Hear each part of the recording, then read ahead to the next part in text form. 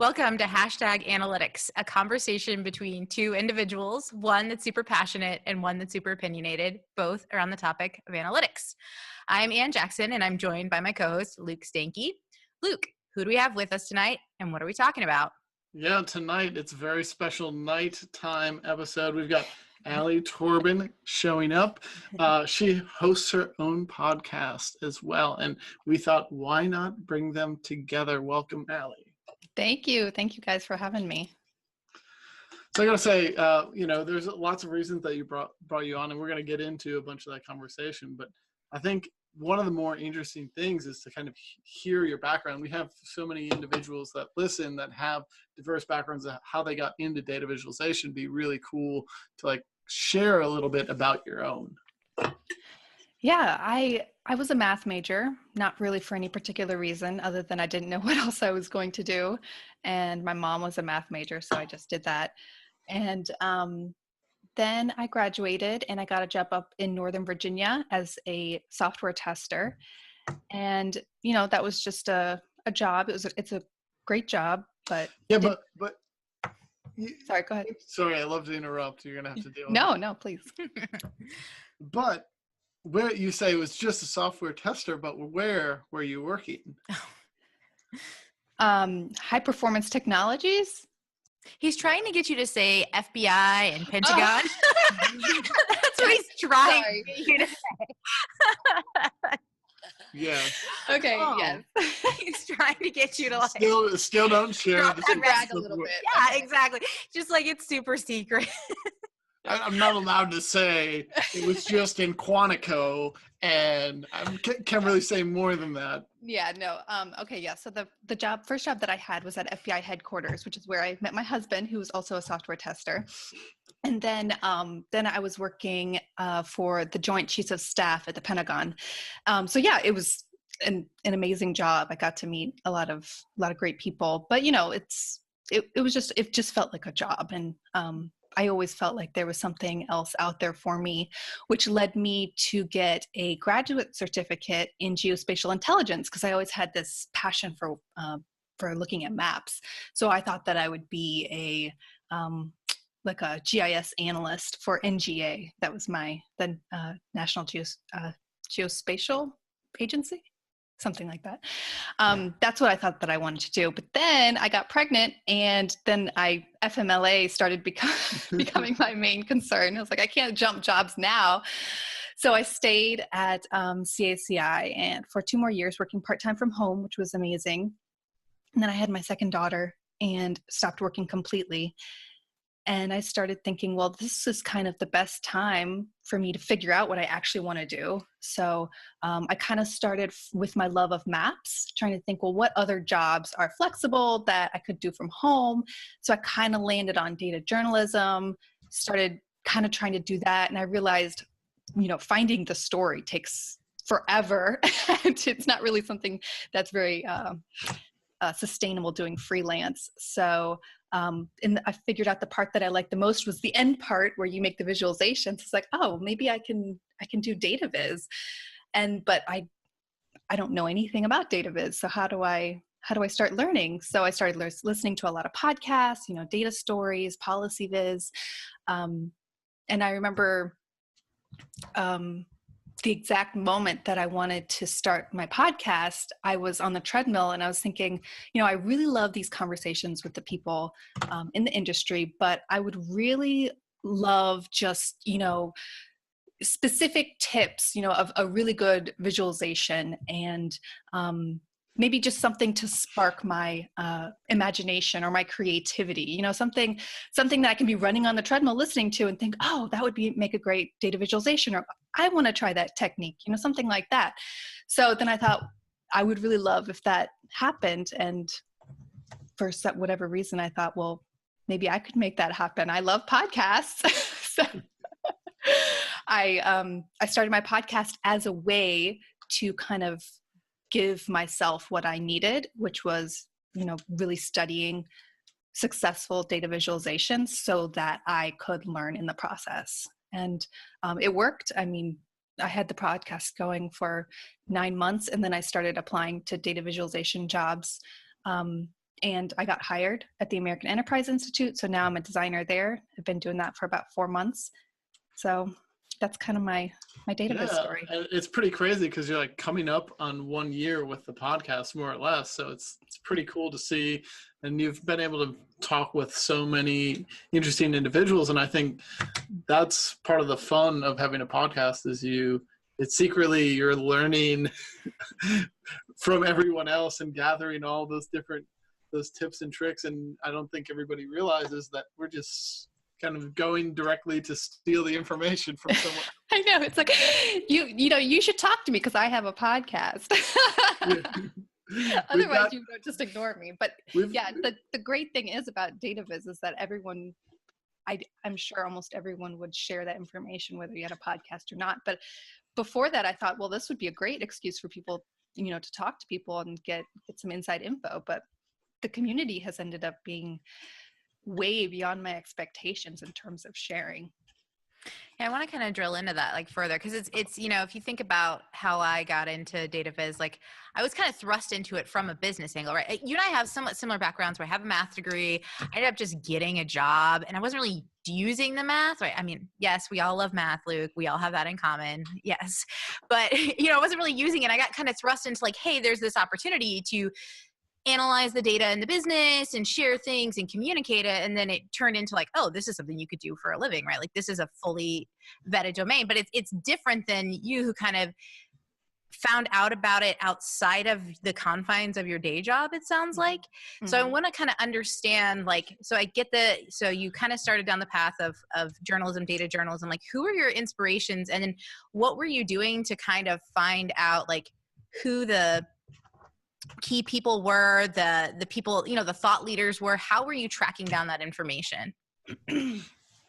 Yeah, at the beginning, I'm trying to remember if I even had a Twitter account because relatively new to Twitter. I think I might have started on the Information is Beautiful awards site, mm-hmm. because I just started Googling, Data Viz, and, that's probably one of the first thing that comes up. And it's such a wide range of visualizations, everything from journalism to business to just artistic things. So that was kind of like a treasure trove for me. And I think the first person that I reached out to was Nadi Bremer. And she was so nice.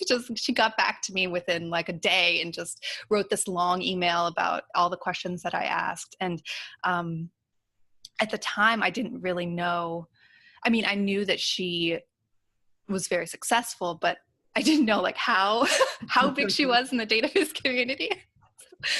Definitely being naive helps. in a lot of ways. But yeah, I think that's where I started with the Information is Beautiful awards. Do you think as you were doing that, Elijah Meeks kind of put this example out there, he has this Medium article that talks about the different Data Viz communities out there, right? There's very famously the Italians, there's the Tableau Zen masters, obviously, there's all these different communities. As you were getting to know Data Viz, were you conscious of those? Could you see those as someone kind of peering in and getting to know that? Or was that kind of outside of your purview? At first it was outside. As I got more involved on Twitter, I started seeing it a little bit more. I feel like the biggest, I don't want to say divide, but the strongest group was the Tableau group. I just feel like that's more, they just seemed a little bit more secluded to me. That not that they weren't welcoming, but they, people were very passionate about Tableau and talking about what they were doing in Tableau. And it seemed like other groups weren't quite so tool centric.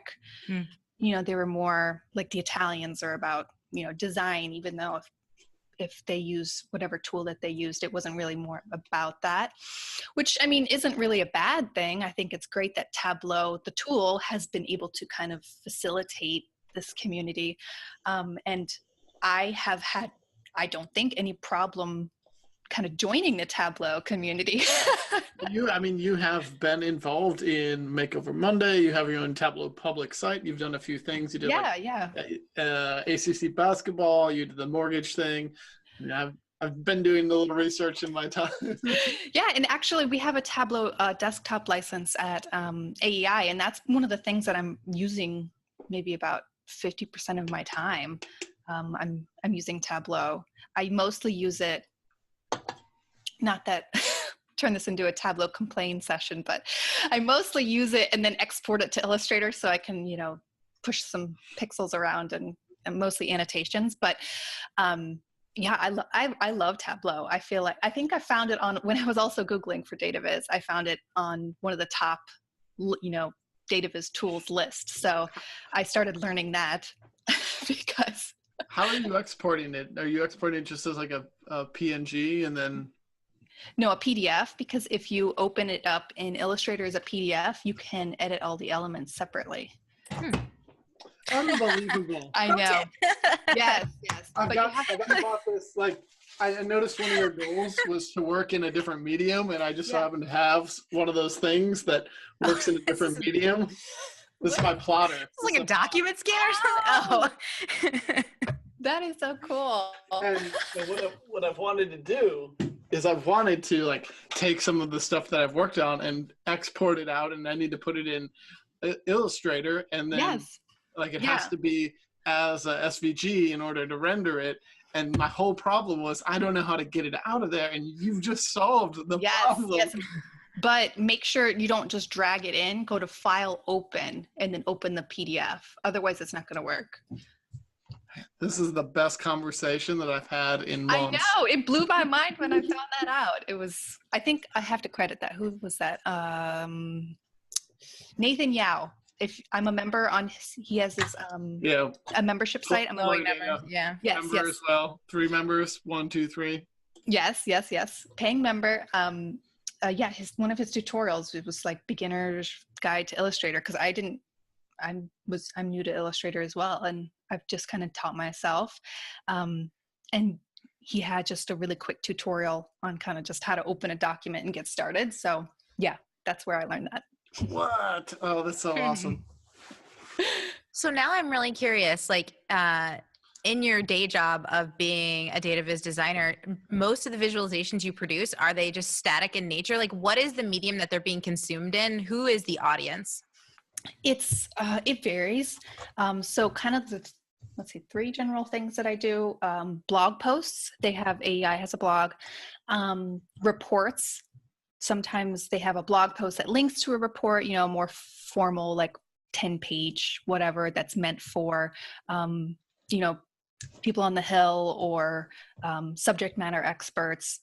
And then, so the blog posts are more for the general audience, trying to reach, people, just general readers trying to stay up on the news.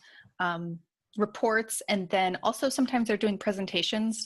There was one for the State Department the other day that I was creating a presentation for, creating some charts. So it's a wide range. I am doing static and not too many interactive yet. There was one that I did recently that was about the protests in Iran, and I used Tableau for the interactivity, but it wasn't really a chart. So I had created an image of a map in Illustrator with the points of where all the protests were, and used that as a background image in a Tableau dashboard, and then kind of hacked it so that it looked like play buttons right next to each of the protests, and then had it, so I think Ben Jones, I found this, it was a tutorial that he had posted on his website where it starts playing a video based on what you set the filter to be. So it was interactive, but it wasn't like an interactive chart. It was, pressing play, and then it would play a video clip of the protest. So that's really the only interactive thing I have done yet. I do have something else coming up with money flowing from different Middle Eastern countries that I'm doing in Tableau that hopefully will be published in a few weeks. But yeah, so it's mostly static, I would say, for reports. are you purely at the design end of things? Are you analyzing data? Are you being given, the story, whatever it is, and told, Alli, what, come up with something that will, go hand in hand with what we're trying to share? Mostly they have done all the analysis themselves. So there's a scholar, a researcher, and then usually they have a research assistant. And usually they're coming to me where it's pretty much mostly done. And they might even have, a lot of times they already have a chart already created, and they just want me to make it more clear. Or sometimes I, change the chart type. That happens a lot. If you have 2 pie charts over time, you're showing a change over time, there's a better way to show that, but the point is already there. But sometimes, I read a report and they just want my opinion on what would be good charts to include. So a lot of times, they'll have a statistic or some information, and then it's cited, and then I go to the source to see if they have extra data posted there that I can create a visualization out of. So it varies, but I am definitely not doing any hard analysis. It's mostly done already. So I just get to do the fun part. I know. Fun part for me. I just do the vizzing. I'm somewhat jealous, but I always say, like, my favorite data to viz is like business data. I don't know why I find it to be like ridiculously interesting, and people are always like, what does this mean or whatever. I find it to be more, it's either business data or like my own personal data. Other data, I'm like, I don't really care. Like, I've tried. But go ahead, Luke. Personally, agnostic to the data. It's more like, what's the challenge of what do you want me to build, or what hasn't been built in a certain medium, or what can I do to stretch my own mathematical piece. Obviously, the math is the most interesting thing to me, of being able to figure out the geometry of any piece of it. But unlike you, Anne, I'm like, I love doing the analysis, and I know what the form is that I want to get at the end, but it doesn't matter what the data is, as long as like really deep insights. See, it's almost like, for me, it's like building like a custom dress for like a data set or something, like, because every data set has its own like quirks. And so seriously, it's like, how can I make something that's going to make you look freaking awesome and still like share? And every business data set that you have, it doesn't matter what it is, it always has some sort of like flaw that you have to massively cover up or work around, right? So that to me is, I think, the challenging aspect that you mentioned, Luke, is that, and then obviously getting people to buy in and agree with like what it is you're showing is always fun. I like the political aspect associated with our jobs, really the influential part of enacting change. Yeah, it's hard though, in terms of, for that, I mean, how far to push for, because, like I said, a lot of times they're coming at me with a point already. So for me, sometimes I go down the rabbit hole, reading through and going to these sources and thinking like, is that really what that's saying? And then you got to push back a little bit and say, I don't know if you really have enough here to make a chart out of it. I mean, maybe you can state it as an opinion, but once you start putting it into a chart, people start thinking that it's fact. And yeah, I feel like that I enjoy doing that as well when the data is there, but that is definitely something that I feel like we all have to deal with. Is maybe I don't know. I would be interested to hear your guys' take in terms of, if you feel like people who want you to create a chart and the data is not quite there for it, do you think it's that they want to be misleading, or that they are just inexperienced with data? Because mostly, pretty much all the time, I'm seeing it's the latter, but maybe I'm naive. I don't know. It'd be interesting to see like what your guys' experiences have been. Luke, do you want to take this one first, or do you want me to go? You're going to make me just like throw lots of people under the bus for my last 4 or 5 years of work. People are inexperienced with data, and that has a lot to do with it. And it's just, being able to not only understand it from a visualization standpoint, but analysis standpoint, going like real deep into it and understanding the contextual factors that can often surface up when you're only saying, let's look at this with a bar chart and the percentage by these 3 groups, but then you just like go one level deeper and you see all of these. This is probably for all three of us is the math/stats background for us, where it's like, well, if you just like look at it, you can tell that there's confounding variables that you're not considering, and it's what's going to throw you off. So a lot of it's like education for us. For Anne, I'm speaking for Anne already, but I feel like it's sorry, Anne, but I feel like it's education. But sometimes there is like, just make this. I've been there like 10% of the time is just make this tell the story of what we need to tell it, because we've already gone too far down the path, and we need to be able to convince somebody, but secretly keep it how it is. Like there's like part one is like, go do it how I said, but now we need to figure out how to kind of tell the story, change the story over the next few months. And yeah, I'll say that a lot of my initial data experience, I was building. So this takes me back. So I was working for a mail order pharmacy, and we're trying to communicate like process improvements, process changes, people process changes, and that's kind of difficult. And so, if you imagine we're doing these projects where people are doing different things, and the end result of what you want is you want to share statistics to show that you're doing awesome, like things are changing, they're getting better. And that, I think, for me is like the difficulty when maybe it's not necessarily true that things are getting better. Like maybe the improvement was, we want to reduce errors of this type, right? We want to stop shipping to the wrong address or something like that. And those errors are still occurring, but what data element can we use to put that in a positive light, a positive spin on it, to share the story, to, and that's where you really say, okay, we're using data as personal validation to some degree, but it has, it has meaning, it has worth to some degree, and making sure that the enthusiasm that people continue to stay on that path and they feel good about everything, right? Like this change management. But I've definitely been a part of that.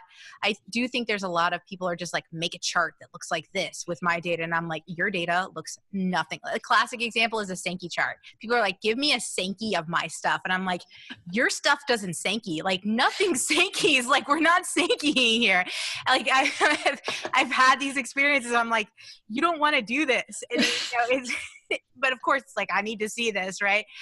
And I've had those a couple of times. I had it recently with like an advertising agency where it's like, we want to see the flow of people through our websites. We want to see where they start and where they go. And I'm like, do you know how many entry points there are into your webpage and how many, like 100 pages it goes off afterwards? What's that going to look like if you Sankey it? It's going to look like nothing. Yeah. And then I've also had, this is another kind of recent experience. Like I've had folks that have said things, this stuff really, this grates me a little bit, because I'm like, oh my gosh, I'm just wasting my effort. I've had people say like, we hard code a number when it's like in the aggregate, and then we have the actual number when it's down below in the detail. And I'm just like, it's a hard coded number?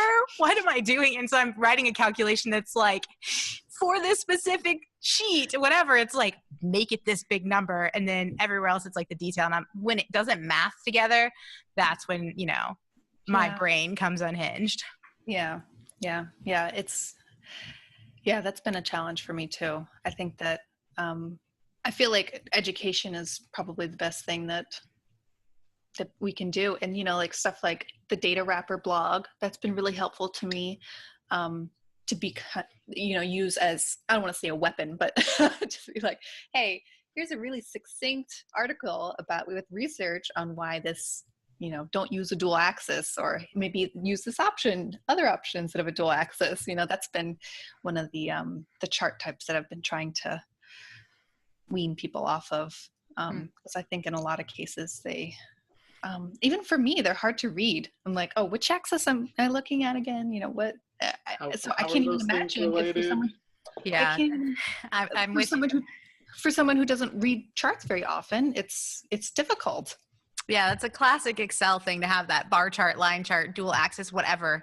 And then the other one I see a lot that I try to pull from people are stacked bars with dimensions on colors. I find those to be so difficult to read. Like, just flip it. Instead of being vertical bars with colors in it, just flip it. Put those labels out to the left, whatever it is. And that's a big one that I see over and over again, where I'm like, there's not, that you're newer to communicating data. But I mean, if people are used to seeing a a vertical bar chart, Anne? So this is where, and I'm a very open-minded individual, and I'm someone who loves change. This is where I'm like, we've got to push people to go to the next step. Like, the process engineer in me is like, why are we, ask the 5 whys. Why are we doing it like this? If someone says this is the way it's always been done, then there's an opportunity to challenge and push, right? And certainly there's a conversation that happens to get to that point. But that's, I think, part of our roles as data designers, as data communicators, is to say, just because you've seen it this way, or that's the easiest, the pie chart is the easiest viz to make in PowerPoint, doesn't mean you are getting the most value out of what you're trying to share. Mm-hmm. Mm-hmm. How long do you normally work with your clients? Yeah, so it's a good question. I've got a pretty wide book of clients. Usually what we try to do is we have a focus area. So what is it that you're trying to analyze? What is it that you're trying to share? And we come up with, like maybe a small suite of dashboards that will kind of work across the subject area. The really beautiful place about where I'm at in my career now is it's like, here's our data, make it interesting, or go find things. Like, we have some high level goals, but it's pretty quick. It's pretty iterative. I really like to take data, work on it for about, a week or something like that, depending on my workload, and give them back something to say, look, here's what I envision the value is from your data. What do you think? What do you see? I think I've trained my clients to go that path of just limiting their expectations and being very open-minded. And that's been very helpful in getting to an end product that I think we are both very comfortable and confident and satisfied with, as opposed to maybe the more rigid path of like, I want a line chart, I want a bar chart, I want 15 filters, I want, whatever it is, a 3D pie chart, whatever that may be. But I usually make it pretty quick. It's because I was just wondering if you guys have any problems with, like when you're giving that feedback about certain chart types, or why, you're pushing this too far, whatever, if you have any pushback because they don't trust you, because you don't know them. It's kind of because they hire you as a consultant, so they automatically like, you're the expert. So it's, I'm going to put myself in dangerous water here, but I will say that coming from like a full-time employee and then coming as someone who is an outsider, it's been much easier for me to come from that sort of stance of a subject matter expert of, I don't have any preconceived notions about what it is you've been trying to do, about, what issues you've had, or what you've tried to, what's worked, what hasn't worked in the past. And that's been to my advantage. And a lot of times, because they don't know me, there's more of an opportunity for me to share the most important part, which is, what was I thinking when I did this? A lot of times I think that those feedback conversations go really poorly when you know someone too well and you don't take that opportunity to say, I don't know what your thought process was here. I don't know the background. I have no idea what you were thinking. And so it's also a great chance for me to be like, here's exactly what I thought we were doing. Here's what I thought a record of data was. Here's what I did when, that has really helped mitigate a lot of, I think we'll call it low level feedback that doesn't add a lot of value to whatever the final product is. That's been my experience. I mean, Luke, I'd love to know kind of your experience in that realm, but I found it to be much more freeing and liberating to be kind of on the pure outside looking in. And then of course they're paying for my time. So yeah. Anne has far more passionate opinion on this, because I'm not gonna like. Do you just give them what they want all the time? You're like, okay, pie chart. I mean, like, if we want to address the topic, I feel like I just go in and I say exactly what I'm like. They're gonna tell me something, and this is like, now we're into my secret sauce a little bit, which is they're gonna tell me what they want, and I'm gonna go do whatever I want anyway. And I'm just going to say, this is what you're getting. And like, there's probably a little bit of white male kind of piece that plays to it. Like, really, like, if we're talking about the dynamics of like, this is what it is, this is what you're getting. My personality is just like, I'm not messing around. And this is like the more playful time is now on this podcast, but at work, it's just like, this is what you're getting. No, this is it. Lately, I've gotten a little more pushback, which is fine. and it's pushed back to, like, I've been building a lot of static visualizations, and you've seen some of them as I've shared them over instant message, like the design of them. And but the piece that I'm missing in a lot of this, as they're static, is what are the like what are the talking points to them, because we need a story with a visualization, something that's really going to be impactful, and then we need to know, like, what's the change as a result of these numbers, what's the fact behind it. And you just, because of my aesthetic is a little bit more minimal, you don't see all the numbers associated with something. You see the visual, that you can see the change and the things you need to look at, but it doesn't have the insight to it. So I've got to have like a whole separate document that explains sometimes what they're looking at, but the visual looks real nice. Mm-hmm. Maybe that makes it a bad visual because I'm not getting all the detail out there, but yeah, that's another thing that's I've been learning, is that, you know, something seems super clear to you and there's a specific reason why you made it that way, but, you know, other people come at a visualization with different expectations. So you're building it for someone and maybe they're expecting to see, you know, specific numbers, and but that wasn't really what you built it for. Maybe you were building it for the general patterns, because I've done that before too, where I'll build a static visualization and, you know, the scholar will come back and be like, you need to label some of this stuff, some of the numbers. And I'm thinking, like, people don't need to know the specific number. You know, you have an axis, you don't need to label the actual number, because your whole point is that it went down, or like that these two are related, or, you know, something like that. But, you know, that's what they were expecting and that's what they want. It's their report, it's their data. So you just gotta, it might clutter up the chart, but that's kind of what they end up wanting. So kind of coming back to what started this conversation was my question about trust. I feel like probably a lot of people experience this too as a Data Viz employee. Something that I'm finding out is a lot of those discussions that we were just talking about have to be a lot more delicate, because you're working with these people over and over again and you want to keep a relationship with them. And also you're just an employee, like they didn't hire you. So, you know, but they did hire you. Well, maybe I was hired by HR and my direct manager, you know, those are the people that interviewed me. These scholars had nothing to do with my hiring. So they don't know if I know anything. So I kind of have to prove myself and make a good relationship with them. So if I'm constantly, you know, throwing the book at them, or, you know, giving them something that they don't want and just being like, this is what I'm giving you because this is what I like, then, you know, nobody wants to work with me. So it's a really interesting dynamic that I'm trying to navigate. And I would love if any listeners have tips on things that they've worked, please let me know, because I am all ears. I think I have seen the opposite one.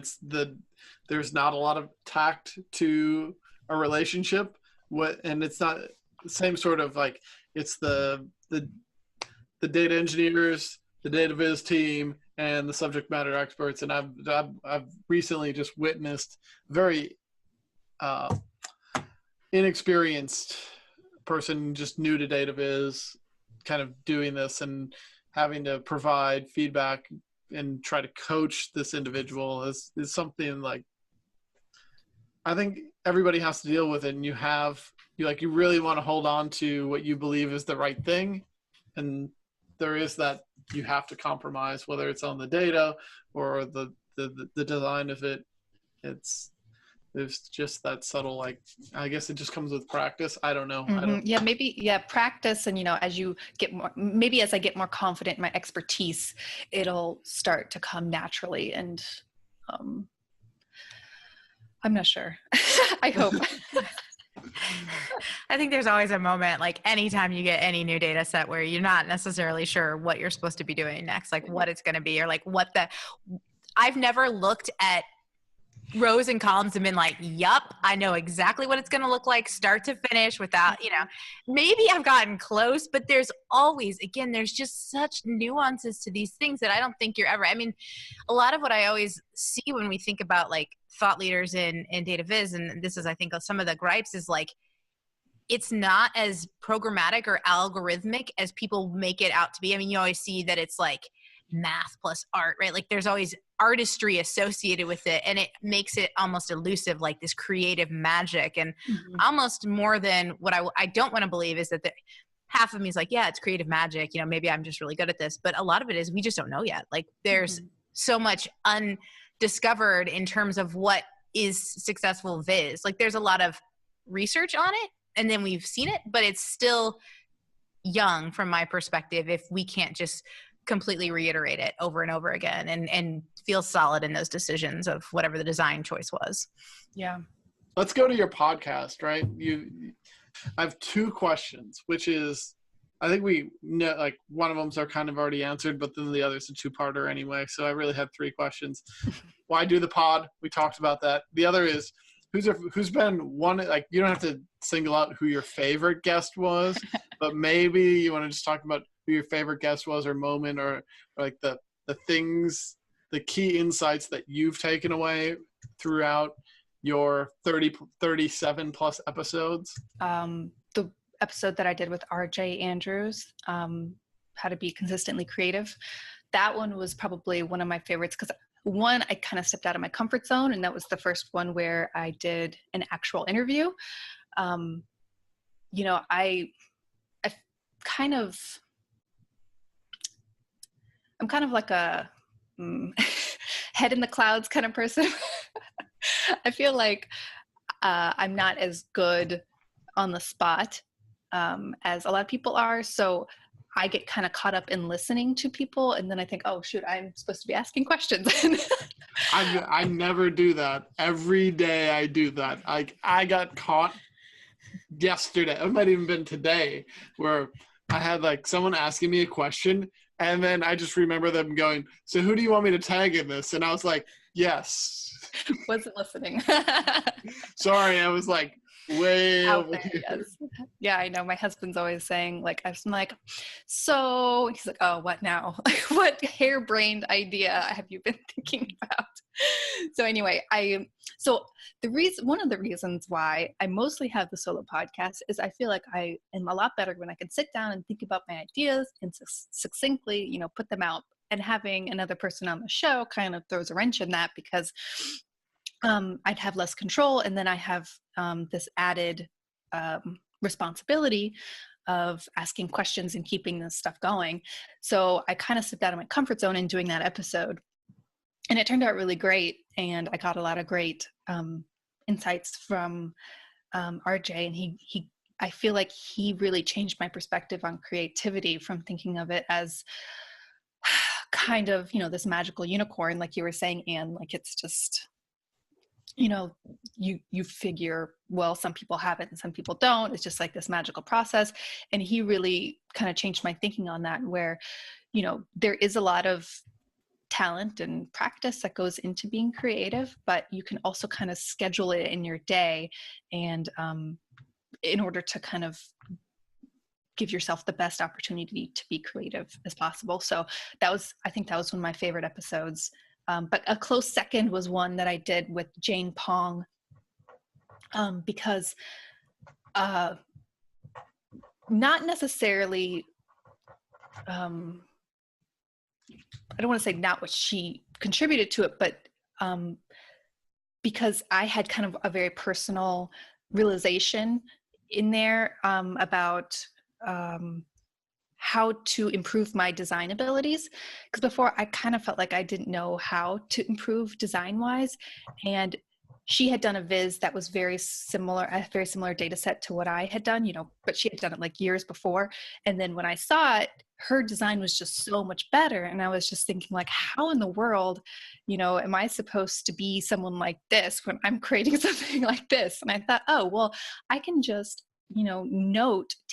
specifically write down the specific elements that are making this so much nicer compared straight to mine. Okay, her annotations are like within the chart, and she's got short lines. She has sans serif for her paragraph text and a serif text for her title, like really specific things like that, comparing it directly to the one that I did. I thought, okay, well now I kind of have this blueprint, like I'm basically copying what she did. But if as you practice and do that more often, you actually become a great designer. Start really zoning in on what makes these designs great. So I feel like that episode was kind of eye-opening for me and kind of gave me a way ahead.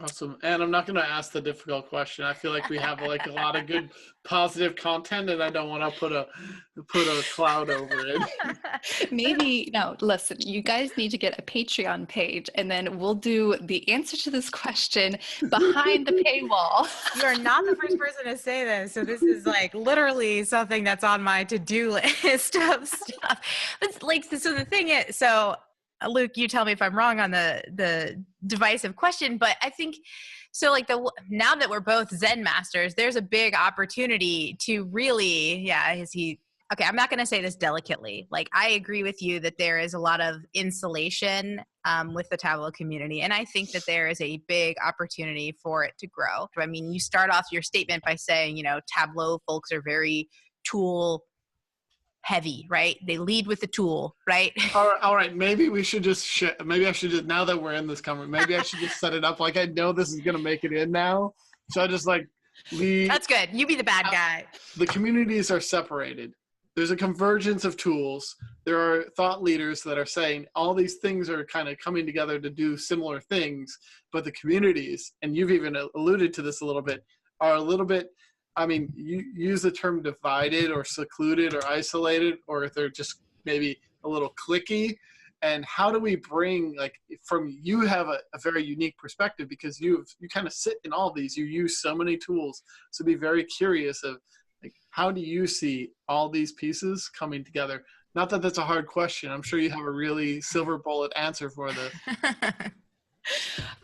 I honestly think it's a really easy answer. And I think that, that people in the Tableau community that want to broaden, try another tool, or have, I just think you need to start a conversation with someone outside of the Tableau community. If you see a work done by somebody, like it kind of feels to me, I mean, this is just my Twitter feed, so, it's very anecdotal, but it seems to me like that mostly Tableau people are commenting on other Tableau things, and not to say that other people aren't, but people are really into Tableau, and I completely understand that. And so, but if if I were someone in the Tableau community and I want to be a part of other communities, then just be part of that community.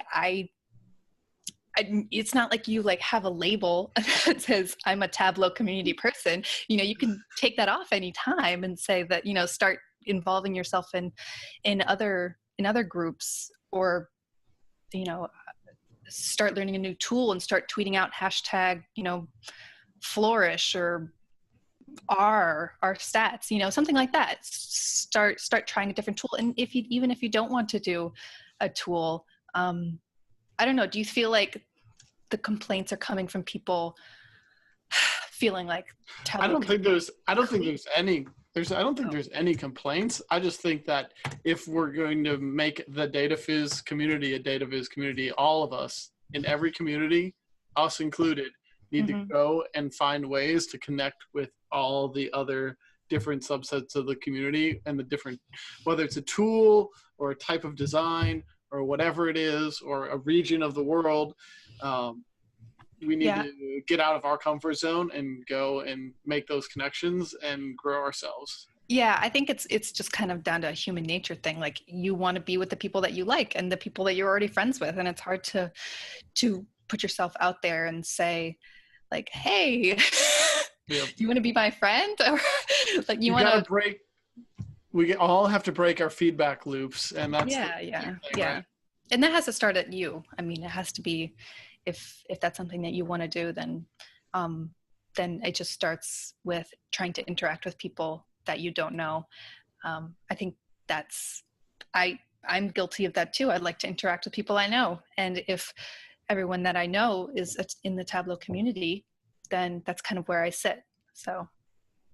I think that one of the things that I was always conscious of, and maybe it is mostly in the Tableau community, because you don't seem to necessarily have this, is like there are like these, like, these personas, these peoples, these thought leaders that like you have an amount of respect for. And I would say even like, you know, for me, it's like Alberto Cairo, right? Like there are people where I don't know if it's just the way that the Tableau community acts, but there's like a sense of like so much respectfulness that goes into it so that it's not so much like a dialogue of equals where you're just like, hey, I just want to have a conversation with you and understand why you built something. It almost seems like you have to build up, maybe get enough clout, get enough cred to be able to talk peer to peer. I don't know if that's just a perception thing, but that's something that I think that I've kind of heard people say to me in the past. You've just reached out to a plethora of people in the Viz community, and they've always had, you know, hopefully most of them have had nothing but positive reception and been very open about just sharing and growing the practice and their experiences along the way. Mm-hmm. Do you feel like, are you saying that it's easier for people in the Tableau community to reach out to each other than it is for them to reach outside? Because it feels like a lot of the people from outside are kind of above. Yeah, that would be my perception. I think the thing is that there's probably, it feels like maybe that there's fewer people outside of the Tableau community in Data Viz, because they're a little bit more dispersed.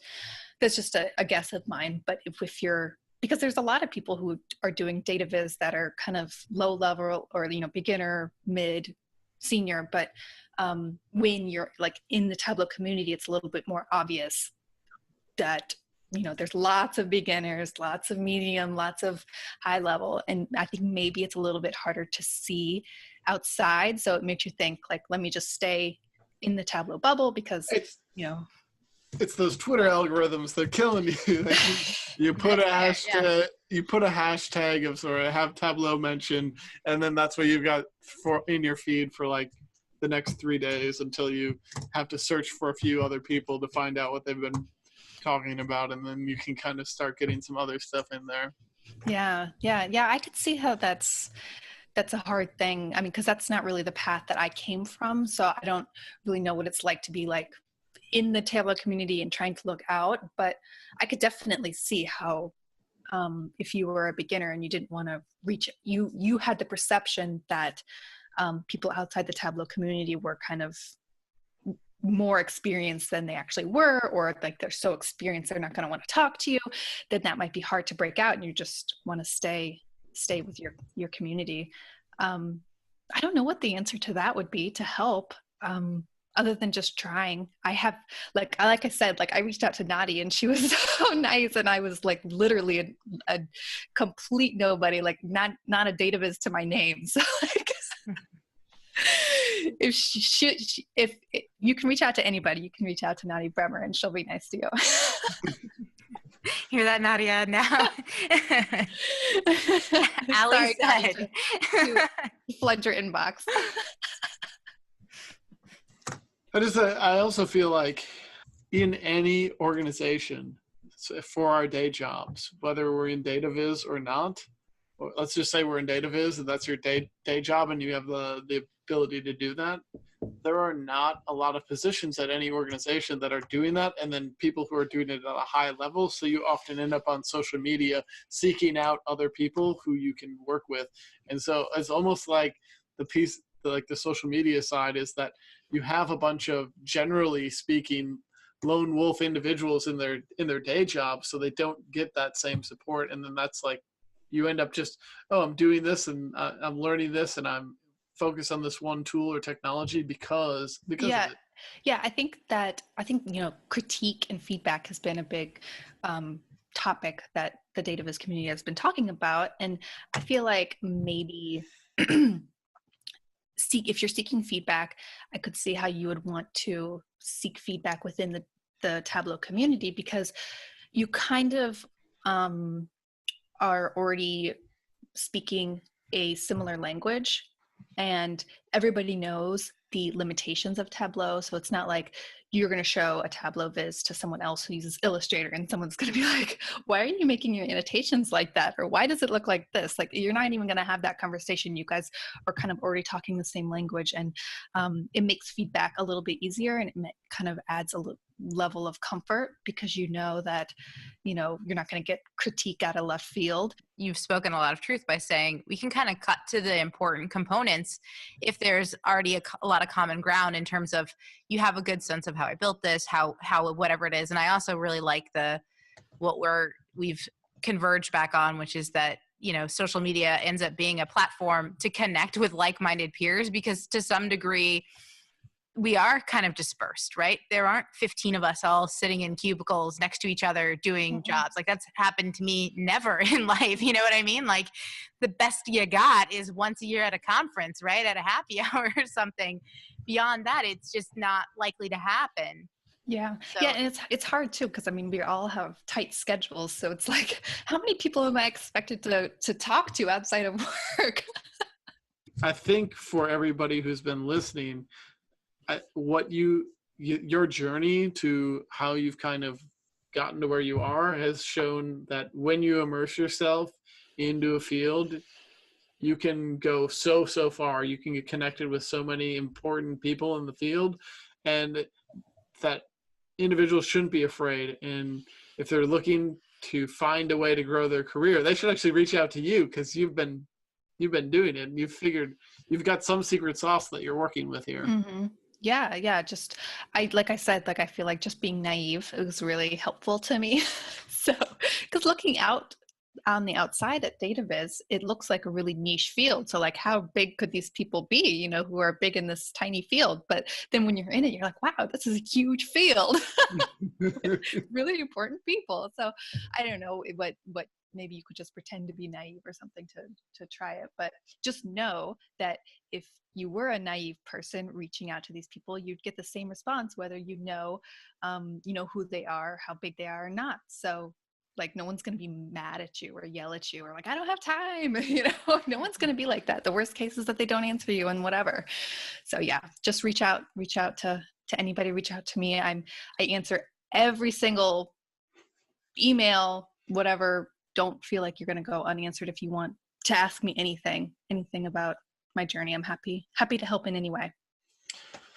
Yeah, awesome. This has been a nice little podcast with Alli Torban. She's the host of the Data Viz Today Podcast. She also has an amazing career into data visualization. You all should reach out to her on Twitter. It's Alli Torban, at Alli Torban.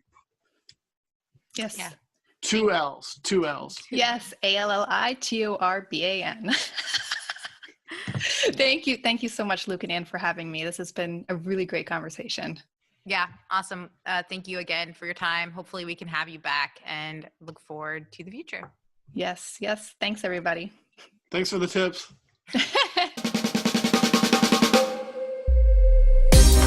That was not the intent. So if you keep bringing up Tableau, then it turns into a Tableau podcast.